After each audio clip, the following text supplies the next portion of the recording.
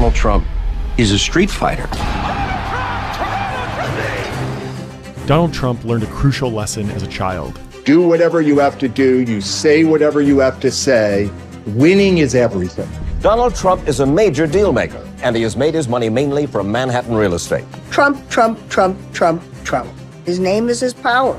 He realized what Americans really loved was celebrity. If you were a celebrity, everything was possible. You're fired. You're fired. You're fired. And if people mocked him, Donald Trump is here tonight. He certainly would bring some change to the White House. he should fight back. I am officially running for President of the United States. Here comes the war of the Trumps. It was war, and they were determined to win it. You don't know what he's going to do next. You don't know what's going to happen to him next. This isn't another video about Donald Trump's time as president. There are hundreds of those. Over the years, I've surprised a lot of people. The biggest surprise is yet to come. This is the story of how Donald became Trump. Of all the men who've influenced Donald Trump, none have had a bigger influence than his father. Fred Trump was born in the Bronx to German immigrants Frederick and Elizabeth.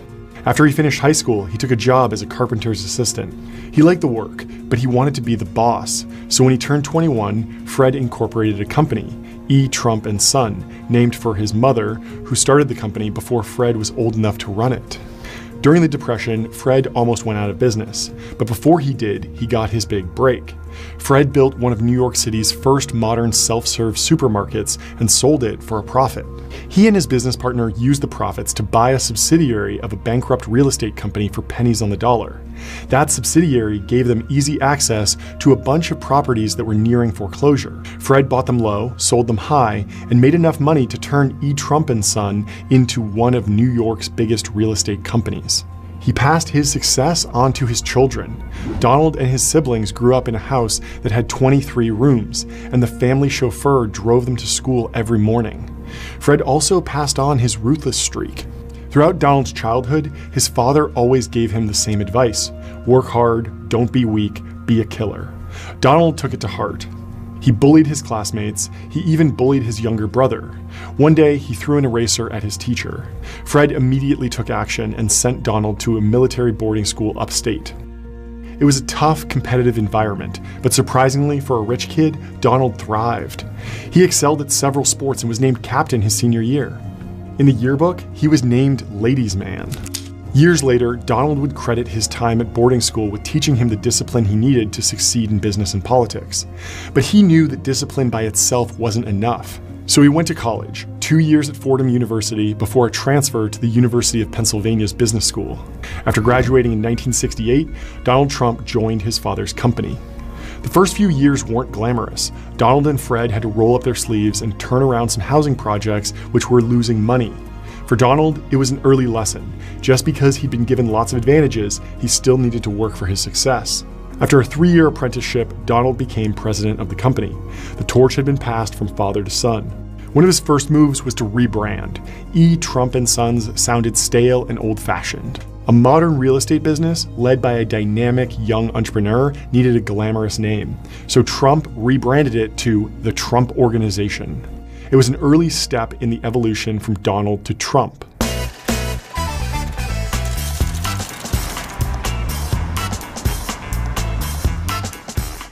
Trump moved into an Upper East Side apartment and started going to some of Manhattan's elite nightclubs, usually with a beautiful woman on his arm. It didn't look like it to most people, but Trump was working. He was marketing his most important commodity, himself. It was right around this time that he made his debut in another high-profile local institution, the New York Times. The Times embodied the elite establishment that, decades later, Trump would build a political career upon opposing. But in the early 1970s, he was anxious for their attention and approval. The first time the New York Times mentioned Donald Trump, it wasn't for a good reason. The headline said it all: "Major landlord accused of anti-black bias in city." The story concerned a Department of Justice lawsuit filed against Donald Trump and his father, which alleged that the Trump Organization discriminated against African Americans. Even for someone who believed all publicity was good publicity, it was tough reading. Most of the lawyers Trump talked to urged him to settle, but that just wasn't who he was. Trump met Roy Cohn at a swanky Manhattan nightclub in the early 1970s.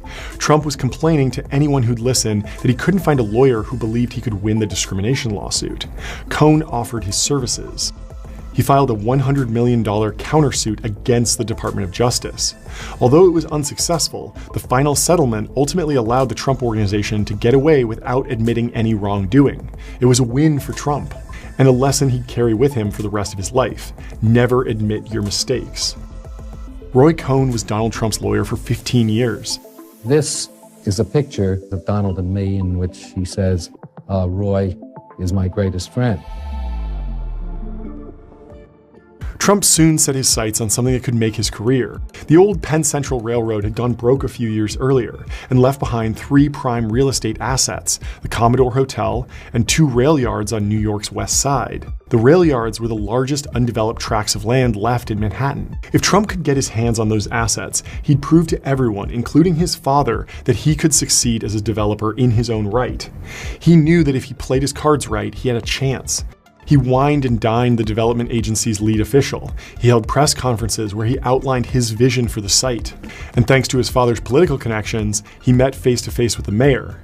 After pulling strings for weeks, Trump got what he wanted, the right to develop the sites. Trump turned the Commodore into the Grand Hyatt. The Grand Hyatt held its grand opening today. Probably the most successful hotel, one of them in the country, we feel. He knew that just winning the development rights wasn't enough. It wasn't going to silence his critics, who said he was only in that position because of his father's money and connections. And it wasn't enough to satisfy his own ambitions. If he truly wanted to be the king of New York real estate, he had to build. And not just anything, something big. So Trump swung for the fences. He promised to build 20,000 apartments on the site, more than his father had built in his entire career. All along from 72nd all the way down to 59th, we're going to have magnificent marinas, shopping, restaurants, everything all over the Hudson River. The local community hated the idea. They thought the proposal just didn't fit with the character of the neighborhood, and they were politically influential enough to block the development. Trump raged. But there wasn't much he could do. Full-scale attack wouldn't work. The situation required deft diplomacy that Trump just didn't have in his toolkit. So when the option came up in 1979, he had no choice but to let it lapse. It was the biggest and most bitter disappointment of his career to date. But in Trump's mind, defeat was only ever temporary. So he made a vow that next time he wouldn't let it slip out of his grasp. In the meantime, he had other things occupying his mind.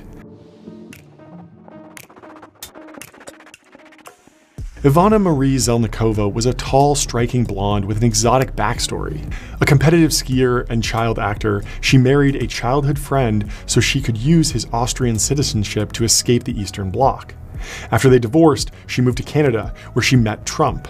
A few months after they started dating, they got married at a church on Fifth Avenue on April 9, 1977. Their first son, Don Jr., was born about 9 months later. Fifth Avenue wasn't just home to the church where Donald Trump got married. He also wanted it to be the new headquarters of the Trump Organization. Trump had dreamed of building a tower on Fifth Avenue since he was a kid. To him, it represented the peak of glamour and power. The site he wanted was occupied by a luxury department store. In order to press his case, he kept calling and calling the parent company asking if they were interested in selling the site. They thought he was joking. But he was serious, and he wasn't going to give up. Finally, after a couple years, the parent company's new chairman, who was looking to pay down some debts, said yes. Bonwitz is being sold to Donald Trump. Trump secured the site, but that was only half the battle. He still had to persuade the approval committee, which was made up of the same sorts of people who'd blocked his plans for the rail yards just a couple years earlier. Trump needed a different approach. So this time, instead of aggression, he pointed to the fact that reputable architects liked his plan design. Not everyone was persuaded. The media class hated it. The construction of Trump Tower marked another big step in the journey from Donald to Trump. This is the greatest skyline in the world, so this is a great addition to New York skyline. The completion of the tallest concrete building. And it marked the beginning of what would prove to be a highly successful decade. Hello, welcome to the 80s. Ronald Reagan, the next president of the United States. Introducing Macintosh. We have a new formula for Coke. That's the dumbest thing I've ever heard in my life. Hi, Diana Francis. Take me, Philip, Charles, Alfred George. The murder of John Lennon, one of the most influential people of his time. Gorbachev cares.